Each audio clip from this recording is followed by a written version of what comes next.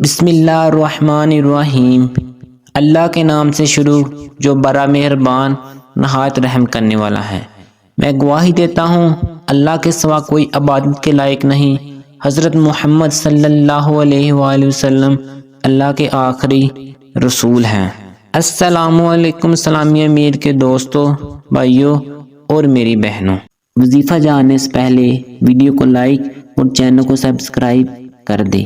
آج آپ لوگوں کے لیے وظیفہ لے کر آئے ہیں جو کہ بہت ہی لاجواب ہیں۔ جو شخص یہ چاہتا ہے کہ اس کی ہر حاجت پوری ہو جائے اور جو کچھ اللہ تعالیٰ سے مانگے اس کو مل جائے، تو اس کے متعلق آج آپ لوگوں کو ایک ایسا وظیفہ بتائیں گے جس کی کرنے سے اس شخص کی ہر حاجت پوری ہو جائے گی۔ یہ وظیفہ بہت ہی آسان ہے، قرآن پاک کی ایک چھوٹی سی آیت ہے۔ اس کو آپ نے عید الاضحیٰ والے دن کرنا ہے۔ سال میں ایک بار ہی موقع ملتا ہے، اس کو ہاتھ سے نہ جانے دیں۔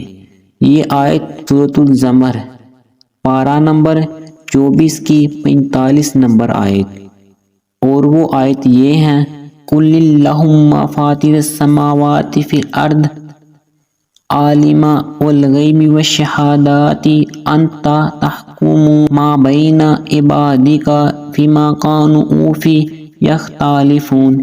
اس آیت کو میں دوبارہ پڑھ دیتا ہوں۔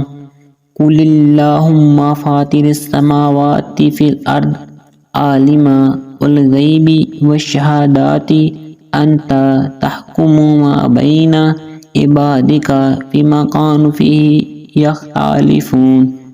اس آیت کو ٹھیک طرح سے پڑھنا ہے اور اس میں کسی قسم کی تلفظ کی غلطی نہیں ہونی چاہیے۔